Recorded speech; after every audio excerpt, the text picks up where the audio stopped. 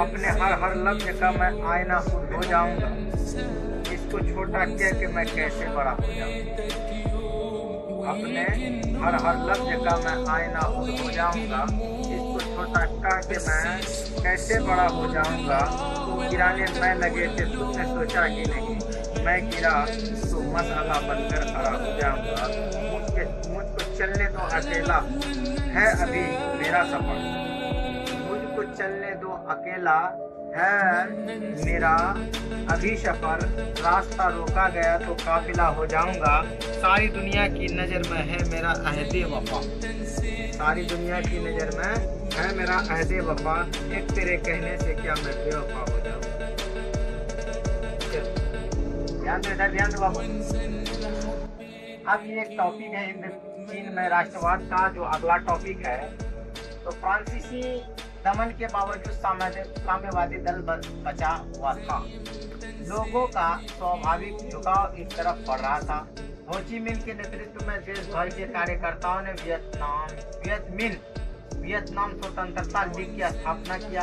किसानों, आतंकित व्यापारियों, बुद्धिजीवियों सभी को शामिल कर छापामार युद्ध का अवलंबन किया। द्वितीय विश्व युद्ध के समय पर्ल हार्बर पर जापान ने आक्रमण के साथ अमेरिका युद्ध में शामिल हो गया। 1944 में फ्रांस जर्मनी के आधिपत्य से निकल गया और जापान पर अमेरिका आक्रमण के पश्चात कोटस की घोषणा के तहत जापान ने आत्मसमर्पण कर दिया।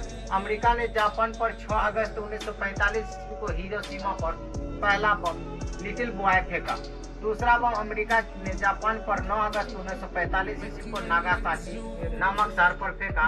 इस स्थिति में जापान ने अपना सेना वियतनाम से निकालने लगे। अब फ्रांस के पास अब इतनी शक्ति नहीं बची कि वो फिर से शासन स्थापित कर सके।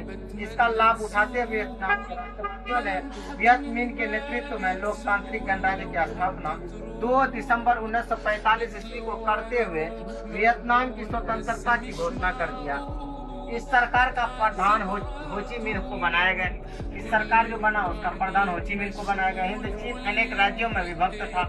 जापानी सेनाएं हिंद चीन से निकल रही थी। कंबोडिया, लाओस, अन्नाम में पुनः प्राचीन राजवंशों को प्रतिष्ठा मिले। इस क्रम में अन्नाम का शासक बाओदाई बना, परंतु इस शासकों का साम्यवादी राष्ट्रवादियों के समक्ष टिकना कठिन था। अंततः बाओदाई ने 25 अगस्त 1945 ईस्वी को अपना पद ही छोड़ दिया। वियतनाम एक गणराज्य बन गया। हिंद चीन के प्रति फ्रांसीसी नीति।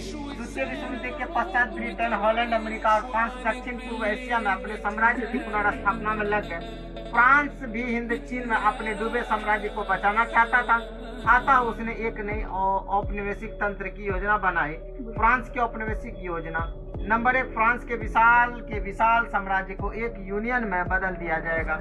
इसमें सभी अधीनस्थ उपनिवेश रहेंगे। नंबर 2, हिंद चीन इस फ्रांसीसी महासंघ का एक स्वशासित अंग होगा। नंबर 3, हिंद चीन के संरक्षित राज्यों एवं कोचिंग को मिलाकर एक संघ बनाया जाएगा। नंबर 4, हिंद चीनी संघ के विदेश नीति एवं सैन्य पर फ्रांस का नियंत्रण रहेगा।